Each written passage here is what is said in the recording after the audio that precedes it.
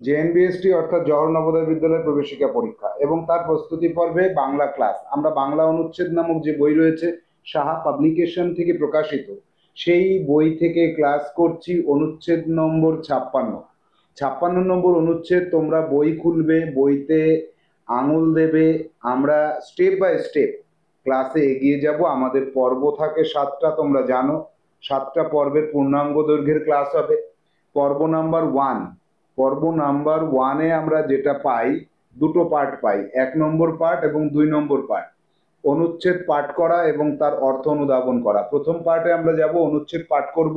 আমি যখন অনুচ্ছেদটি পাঠ করব, তুমি বইয়ে আঙুল দেবে, মনে মনে আমার সঙ্গে পড়বে। বীরবলের ক্রমবর্ধমান জনপ্রিয়তা তাকে সম্রাট আকবরের 9 জন উপদেষ্টা অর্থাৎ নবরত্নের একজন করে দেয়। অন্যান্য নবরত্নরা বা অন্যান্য রত্নরা হলেন টোডরমল, মানসিংহ, ভগবান দাস প্রমুখ। প্রমুখ বলতে আরো অনেকে। ক্রমেই তিনি একজন ধর্মীয় উপদেষ্টা, সামরিক কর্মকর্তা এবং সম্রাটের নিকট বন্ধু হয়ে পড়েন। সম্রাটকে তিনি প্রায় 30 বছর সেবা দান করেন।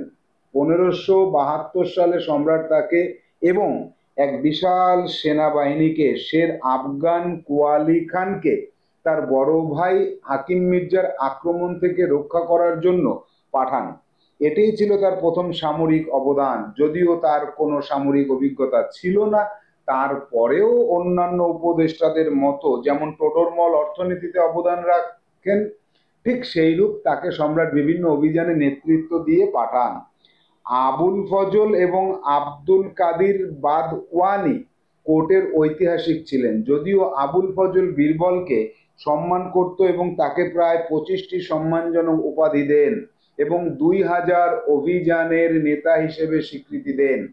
বীরবল সম্রাটকে অনেক দুশ্চিন্তা থেকে মুক্ত করতেন, তাকে মানসিক শক্তি প্রদান করতেন, সম্রাট তাতে খুশি হতেন।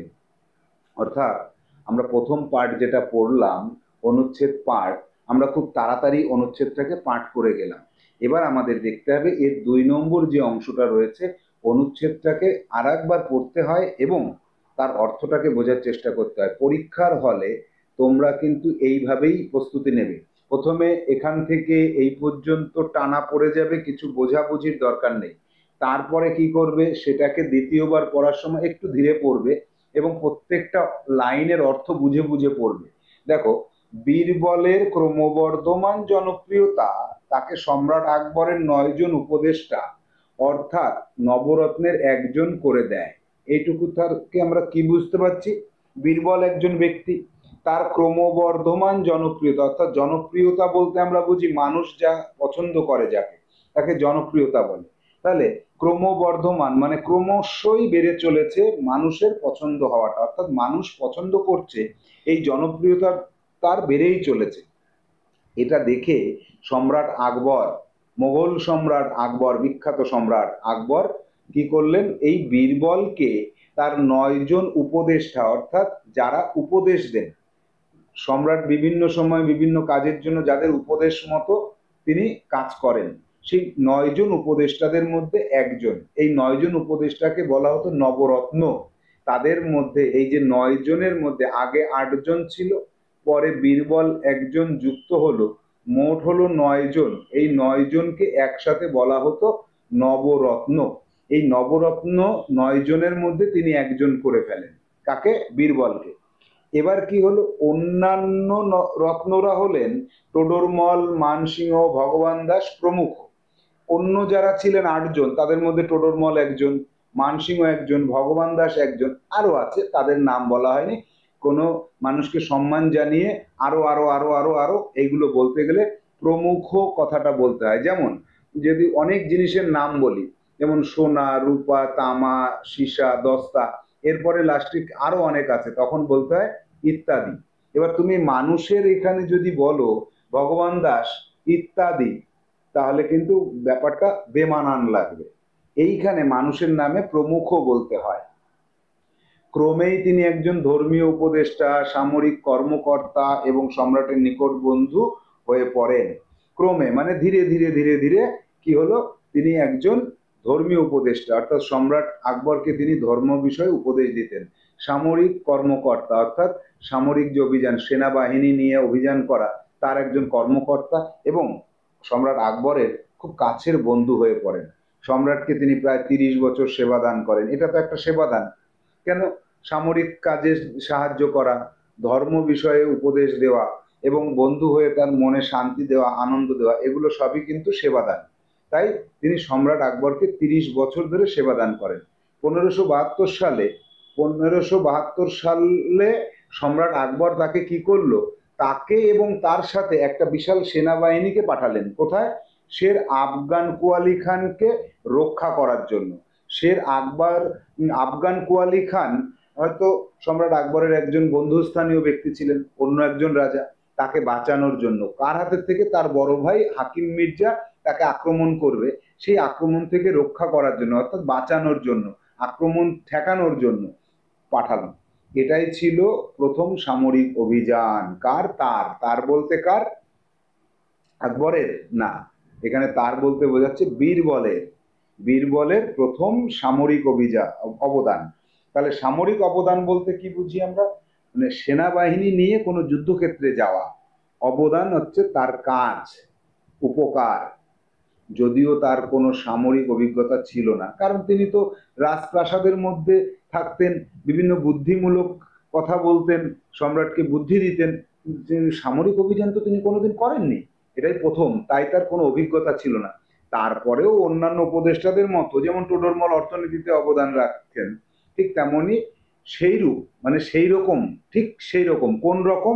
এই টোডরমল যে কাজটা করতেন অর্থনীতিতে, এই রকম ভাবে সম্রাট বিভিন্ন অভিযানে নেতৃত্ব দিয়ে পাঠান, যাতে বীরবলকে বলা যায় পরবর্তীকালে যে তিনি ছিলেন একজন সামরিক অধিকর্তা। অভিজ্ঞতা আস্তে আস্তে সঞ্চয় করবে। যেমন টোডরমল অর্থনীতিতে তাকে বিভিন্ন বুদ্ধি দিতেন। প্রথম দিন তো আর টোডরমলের অর্থনীতিতে বিশাল বুদ্ধি ছিল তা না। সেরকম এই বীরবলের ক্ষেত্রে কি হলো? প্রথম দিন তার সামরিক কোনো অভিজ্ঞতা তার ছিল না। ধীরে ধীরে অভিজ্ঞতা সঞ্চয় করতে হবে এবং তাকে নেতৃত্ব দিয়ে মানে দেশকে রক্ষা করতে হবে। এই কারণে তিনি তাকে পাঠাতেন। কে? সম্রাট পাঠাতেন। আবুল ফজল এবং আব্দুল কাদির বাদওয়ানি, এই দুজন ব্যক্তি ছিলেন সম্রাট আকবরের যে রাজসভা ছিল, সেই রাজসভা, অর্থাৎ যেখানে রাজা সভা বসাতেন, সেখানকার ঐতিহাসিক। ঐতিহাসিক কথার অর্থ কি? ওখানে বসে রাজার সম্পর্কে বিভিন্ন কথা শুনতেন এবং ইতিহাস বই লিখতেন, পরবর্তীকালে মানুষ যাতে পড়তে পারে। কোর্টের ঐতিহাসিক ছিলেন। যদিও আবুল ফজল বীরবলকে সম্মান করত এবং তাকে প্রায় 25টি সম্মানজনক উপাধি দেন।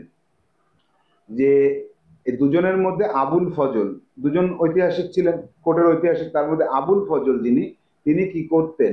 বীরবলকে খুব সম্মান করতেন এবং শ্রদ্ধা করতেন এবং তাকে সম্মানজনক উপাধি দিতেন। তিনি তো বই লিখতেন, তার বইয়ের মধ্যে বীরবলের কথাকে তিনি বারবার লিখতেন এবং উপাধি দিতেন, সম্মানজনক উপাধি। যেমন ধরো কোনো একজন মানুষ যদি অনেক বুদ্ধি থাকে, তাকে বুদ্ধিমান, বুদ্ধির সাগর, বুদ্ধিদীপ্ত ব্যক্তি, এরকম বিভিন্ন উপমা বা উপাধি বা তার নামের সঙ্গে একটা কথা বিশেষণ যোগ করে দিতেন। যেমন ধরো বীরবল, এখানে লিখলাম বীর বল। এখানে যদি বলা হয় বুদ্ধির রাজা, এইটা কিন্তু বিশেষণ, এই বিশেষণটাকে উপাধি বলা হয়। এরকম উপাধি দিয়েছিলেন প্রায় 25টা এবং 2000 অভিযানের নেতা হিসেবে স্বীকৃতি দেন। তিনি তার ইতিহাস বইতে লিখেছেন। কে? ঐতিহাসিক আবুল ফজল তার বইতে লিখেছেন যে বীরবল 2000 মানে সামরিক অভিযানের নেতা ছিলেন। এটা আমরা পরবর্তীতে জেনেছি তার লেখা থেকে। বীরবল সম্রাটকে অনেক দুশ্চিন্তা থেকে মুক্ত করতেন। কেন? সম্রাট অনেক সময় দুশ্চিন্তায় রয়েছে, কি করব, মানে রাজনৈতিকভাবে, অর্থনৈতিকভাবে, বিভিন্নভাবে দুশ্চিন্তায় রয়েছে, কি করা যায়, এখন কিছুই ঠিক করতে পারছি না। তখন এই বীরবল তাকে বুদ্ধি দিতেন, তাকে মানসিক শান্তি প্রদান করতেন, মানসিকভাবে তিনি শান্তি পেতেন। রাজা বীরবলের বুদ্ধি শুনে সম্রাট তাতে খুশি হতেন। তাহলে এই যে আমরা গল্পটা পড়লাম, এই গল্পটা পড়ার পর এবার আমাদের শুরু করতে হবে বিভিন্ন প্রশ্ন উত্তর, শব্দার্থ ইত্যাদিতে। এই ক্ষেত্রে গল্প পাঠের পরে তোমার এইচডব্লিউ থাকবে, তুমি আরো 3বার জোরে জোরে পড়বে এবং বাড়ির কোনো গার্জিয়ান যেন অবশ্যই শোনে, না শুনলে তোমার পড়াটা দ্বিতীয়বার আবার পড়তে হবে। যাব পর্ব নাম্বার 2-তে। এখানে কি পাচ্ছি? শব্দার্থগুলো মুখস্থ করো, খাতায় নোট করো, খাতায় শব্দার্থ নোট করবে। এভাবে লিখবে, এক দাগ উপদেষ্টা সমান সমান, এর উত্তরটা কিন্তু আমি মুখে বলবো, তোমাকে লিখতে হবে, যে উপদেশ দেয় তাকে উপদেষ্টা বলা হয়। এভাবে লিখতে হবে, নোট করবে। নবরত্ন, 9 জন রত্ন অর্থাৎ জ্ঞানী গুণী ব্যক্তি। সামরিক, সেনাবাহিনী সহযোগে আক্রমণ, কাউকে আঘাত করা, আক্রমণ করা, হামলা করা। ঐতিহাসিক, ইতিহাস লেখেন যিনি। উপাধি, স্বীকৃতি বা ভালো গুণের বিশেষণ, স্বীকৃতি, স্বীকার করা। প্রমুখ, আরো অনেক ব্যক্তি। ক্রমে, ধীরে ধীরে। নেতৃত্ব মানে কোনো কাজে নেতার মতো সামলে রাখা, নেতৃত্ব দেওয়া। অভিজ্ঞতা, কোনো বিষয়ে জানা। অবদান, কোনো ভালো কাজে সহায়তা করা। অর্থনীতি মানে আর্থিক বিষয়ে যে নীতি নির্ধারণ, তাকে অর্থনীতি বলা হয়। সম্মানজনক, যে কাজে সম্মান থাকে। প্রদান মানে দান করা। সেই রূপ, সেই রকম। বিশাল, অনেক বড়। নিকট, খুব কাছের। রক্ষা মানে বাঁচানো, ঠেকানো। ক্রমবর্ধমান, ক্রমশ বেড়ে যাওয়া। ক্রমবর্ধমান, ক্রমশ বেড়ে যাওয়া। এই 20টি শব্দার্থ নোট করার পর সেটাকে মনোযোগ সহকারে মুখস্থ করে ফেলো। শব্দার্থ যত জানবে তত বাংলা ভাষায় তোমার জ্ঞান বাড়বে। পরীক্ষার হলে হয়তো এটাই পরীক্ষায় আসবে না, কিন্তু তোমার এই শব্দার্থগুলো হয়তো সেদিন কাজে লাগতে পারে। যাব পর্ব নাম্বার 3-তে। পর্ব নম্বর 3, বিপরীত শব্দ মুখস্থ করো, নোট করে নাও। নোট, জনপ্রিয়তা, জনপ্রিয়তার বিপরীত কি বলবো? জনপ্রিয়তাহীন। ক্রমবর্ধমান, ক্রমহ্রাসমান, হ্রাস বানানটা হয়রফলা আকার দন্তেশ্বর, হ্রাসমান, ক্রমহ্রাসমান। অবদান, অবদানহীন। স্বীকৃতি, স্বীকৃতি না দেওয়া। আক্রমণ, আক্রমণ না করা। বিশাল, ক্ষুদ্র। নিকট, দূরে। দুশ্চিন্তা, ভালো চিন্তা বা স্বস্তি বা শান্তি, স্বস্তি বা শান্তি। রক্ষা, রক্ষা করা, আক্রমণ করা। মুক্ত, বন্দী। প্রদান, কেড়ে নেওয়া। অভিজ্ঞতা, অনভিজ্ঞতা। সম্মান, সম্মানহীন। খুশি, অখুশি। শক্তি, শক্তিহীন। অনেক, অল্প। পাঠান, ফিরিয়ে আনেন। বন্ধু, শত্রু। মানসিক, শারীরিক। সেইরূপ, এইরূপ। সেই রূপের, সেই রকম, এইরূপ, এইরকম। তাহলে এইখানে আমরা 20টা বিপরীত শব্দ পেলাম। এটাকে কি করতে হবে?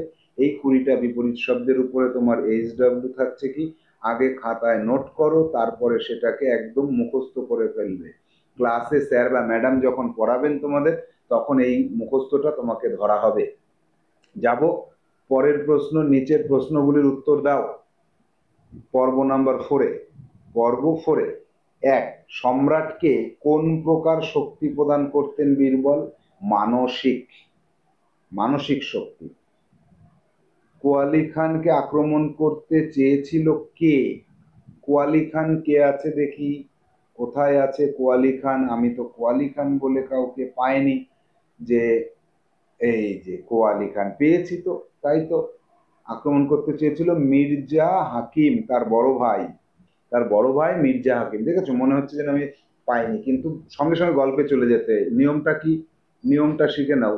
যখনই কোনো প্রশ্নের উত্তর খুঁজে পাবে না, সাথে সাথে গল্পে প্রবেশ করবে, দেখে তারপরে কনফার্ম হয়ে উত্তর লিখবে। 3 দাগের প্রশ্ন। 2000 অভিযানের নেতা হিসেবে বীরবলকে সম্মান জানায় কে? আবুল ফজল। ফজল বীরবলকে কতগুলি উপাধি দেন? 25টি উপাধি দেন। বীরবল, বীরবল নবরত্ন হিসেবে যুক্ত হলো কোন কারণে? তার ক্রমবর্ধমান, ক্রমবর্ধমান জনপ্রিয়তা, জনপ্রিয়তা। এরপরে চলে যাব 6 দাগে। কত দশক বীরবল সম্রাটকে সেবা করেন? 30 বছর বলেছে না? 30 বছর যদি তুমি লেখো ভুল হয়ে যাবে। 3 দশক, 30 বছর মানে 3 দশক। সম্রাটের অর্থনীতিতে কার অবদান ছিল? টোডরমলের। উপদেষ্টাদের কাজ কি? কাউকে উপদেশ, ভালো উপদেশ দেওয়া। উপদেশ, সেটা আবার ভালো হতে হবে, দেওয়া, এটাই হচ্ছে কাজ। সম্রাটের নিকট বন্ধু হয়ে উঠল কে? বীরবল। বীরবলের সামরিক অভিজ্ঞতা না থাকা সত্ত্বেও তাকে কেন সামরিক অভিযানে পাঠানো হয়? এইখানটা আমাদের গল্পে যেতে হবে, একবার গল্পটাকে দেখো, এই জায়গাটা দেখতে হবে যে বিভিন্ন অভিযানের নেতৃত্ব দিয়ে পাঠান কেন, যে টোডরমলের যেমন অর্থনীতিতে একটা অবদান ছিল, ঠিক সেই রূপ যাতে সামরিক বাহিনীতে বীরবলের অবদান যেন পরবর্তীকালে মানুষ বলতে পারে। এটা কিন্তু সরাসরি সরাসরি গল্পে উল্লেখ নেই, গল্পে নেই, তোমাকে বুঝে লিখতে হবে এটা। এই ধরনের প্রশ্ন পরীক্ষায় থাকে, তখনই কিন্তু সবাই ভুলটা করে। আর বাংলায় ভুল কথার অর্থ কি জানো? বাংলায় ভুল মানে পরীক্ষায় পাঁচটা আর হয়ে ওঠে না, কারণ কম্পিটিশন খুব হাই। তাহলে এখানকার এইচডব্লিউটা কি থাকছে? আগে প্রশ্ন লিখবে, তার নিচে প্রত্যেকটা প্রশ্নের নিচে উত্তর লিখবে। প্রশ্ন লিখবে আজকের এইটার জন্য কালো কালি ব্যবহার করে, উত্তর লিখবে সবুজ কালি ব্যবহার করে। কালি মেনটেন না হলে খাতা ক্যান্সেল হয়ে যাবে। এবার চলে যাব পর্ব নাম্বার 5-এ। পর্ব নম্বর 5 কি বলছে? সঠিক উত্তরটিতে টিক চিহ্ন দিতে বলছে, টিক চিহ্ন দিতে হবে। 1, বীরবল সম্রাটকে খুশি করতেন কিভাবে? সামরিক শক্তি প্রদান করে, গল্প বলে, সান্ত্বনা দিয়ে, মানসিক শান্তি প্রদান করে। মুছে গেল 3টে, রয়ে গেল একটা। ঐতিহাসিক কে ছিলেন? আবুল ফজল, আব্দুল কাদের, কেউ না দুইজনই। তাহলে মুছে গেল এই 3টে, ইনি দুজনই, তাহলে দুইজনই কিন্তু ছিলেন। ডি হবে সঠিক উত্তর। 3 দেখ, টোডরমলের সাথে বীরবলের কি সম্পর্ক ছিল? দুজনেই সম্রাটের উপদেষ্টা, দুজনে প্রিয় বন্ধু ছিল, নিকট আত্মীয় ছিল, আপন ভাই ছিল। না, এই 3টে মুছে গেল, থাকলো দুজনেই সম্রাটের উপদেষ্টা, নবরত্নের একজন। 4 দাগ, কোনো সামরিক অভিজ্ঞতা ছিল না কার? আমরা তো পড়েই নিয়েছি বীরবলের। 5 দাগ, হাকিম মির্জা স্বার্থপর ছিল, তার প্রমাণ কোথায়? নিজের ভাইকে আক্রমণ করেছিল হাকিম মির্জা। এইটা না, এটা না, এটা না, তাহলে এই এ দাগেরটা সঠিক উত্তর। 6 দাগ, ভগবান দাস কোথায় সম্পর্কযুক্ত? বীরবলের সাথে, মির্জা হাকিমের সাথে, সম্রাটের রাজসভায়, বীরবলের বাড়িতে। 3টে মুছে গেল, থাকলো সি দাগ, কারণ সম্রাটের রাজসভায় যে 9জন রত্ন ছিল তার মধ্যে ভগবান দাস একজন ছিলেন। তাহলে সি সঠিক উত্তরই হচ্ছে এখানে। যাব 7 দাগে, শিরোনামের সফলতা কোনটিতে পাওয়া যায়? নবরত্ন, সম্রাটের সার্থক রত্ন, বীরবলের অভিযান, বীরবল এবং গল্প। তাহলে এখানে সম্রাটের সার্থক রত্ন, এইটা আমি কিন্তু বেশি প্রেফার করছি। সামরিক অভিযান কি? লড়াই করা, যুদ্ধ করা, রক্তাক্ত, সব সঠিক। এইটা সবকটাই সঠিক, এই 3টেই সঠিক। যাব 9 দাগে, বীরবলের ক্ষেত্রে কোনটি যথার্থ নয়? ধর্মীয় উপদেষ্টা, হ্যাঁ উনি তাই ছিলেন। সামরিক কর্মকর্তা উনি ছিলেন। সম্রাটের নিকটবর্তী ছিলেন। হাসির পাত্র, এটা তো তিনি ছিলেন না। তাহলে যথার্থ নয়, এই নয় কথাটা লক্ষ্য করবে, পরীক্ষার হলে কিন্তু এরকম প্রশ্ন পাবে যে লাস্টের নয় এই কথাটা কেউ খেয়াল করে না। তখন কি হয়, প্রশ্নটা তার চোখে এইটুকু আসে, যথার্থ কোনটা, হয়তো এটা দিয়ে দিলে বা এটা দিয়ে দিলে বা এটা দিয়ে দিলে ভুল করে আসবে, এই নয় কথাটাকে লক্ষ্য করবে। 10 দাগ, কোনটি বীরবলের ছিল না? বুদ্ধি, অবশ্যই ছিল। সামরিক অভিজ্ঞতা, না ছিল না। জনপ্রিয়তা ছিল, সম্মান ছিল। তাহলে এই 3টে মুছে যাবে, থাকবে বি, এইটা থাকবে। এবার আসবো আমরা এইচডব্লিউতে। এই যে পর্ব গেল, এই পর্বের এইচডব্লিউতে কি করবে? আগে লিখবে প্রশ্ন, তারপরে লিখবে অপশন, তারপরে লিখবে টিক চিহ্ন। প্রশ্ন লিখবে সবুজ কালি দিয়ে, অপশন লিখবে কালো কালি দিয়ে, টিক চিহ্ন দেবে লাল কালি দিয়ে, টিক চিহ্ন দেবে লাল কালি দিয়ে। যদি এইভাবে কালি না মেনটেন করতে পারো, খাতা ক্যান্সেল। চলে যাব পর্ব 6-এ। পর্ব নাম্বার 6, পথ চিহ্নিত করা এবং তার পরিবর্তন করতে হবে। ক্রমবর্ধমান, ক্রমেই বেড়ে চলেছে, কেমন? ক্রমবর্ধমান। বিশেষণ ক্রমবর্ধন, বৃদ্ধি জিনিসটা একটা জিনিসের নাম, বিশেষ্য। জনপ্রিয়তা বিশেষ্য, জনপ্রিয় বিশেষণ। কেন? জনপ্রিয় ব্যক্তি, কেমন ব্যক্তি? জনপ্রিয় ব্যক্তি। আর জনপ্রিয়তা মানে বীরবলের একটা বিষয় ছিল, সে বিষয়টার নাম কি? জনপ্রিয়তা। নাম হলে বিশেষ্য হয়। এইবার যাব ধর্মীয়। ধর্মীয় বিশেষণ ধর্ম বিশেষ্য। আমার একটা ধর্ম আছে, কি? হিন্দু ধর্ম। তোমার একটা ধর্ম আছে, কি? মুসলিম ধর্ম। তাহলে জিনিসটার নাম কি? ধর্ম, বিশেষ্য। আর ধর্মীয়, ধর্মীয় বাণী, বাণীটা কোন বাণী, কেমন বাণী? ধর্মীয় বাণী। তো কেমন হলে বিশেষণ হয়?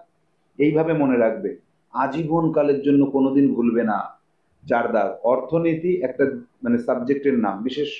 আর অর্থনৈতিক, তার অবস্থা ভালো না। কেমন অবস্থা? অর্থনৈতিক অবস্থা, বিশেষণ। দুশ্চিন্তা, বিশেষ্য। আমার মনের মধ্যে একটা জিনিস রয়েছে, জিনিসটার নাম কি জানো? দুশ্চিন্তা, তাহলে বিশেষ্য।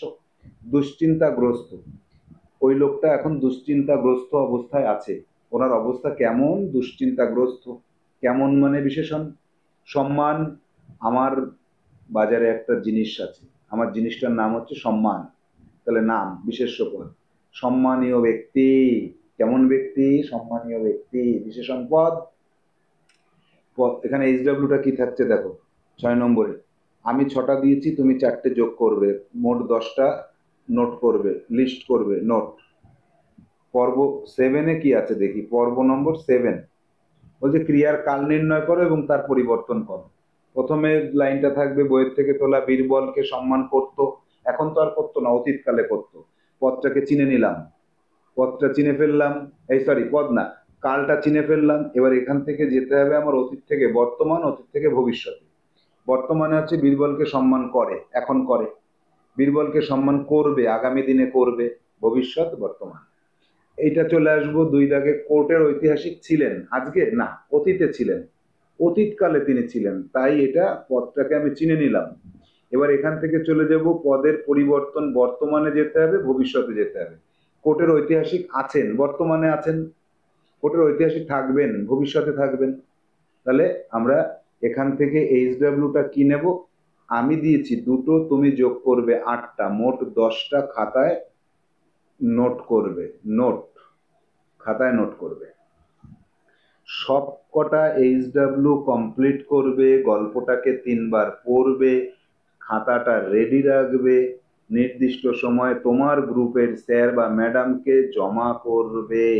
আগামী ক্লাসে দেখা হচ্ছে আবার। আজকের মতো টাটা, বাই বাই।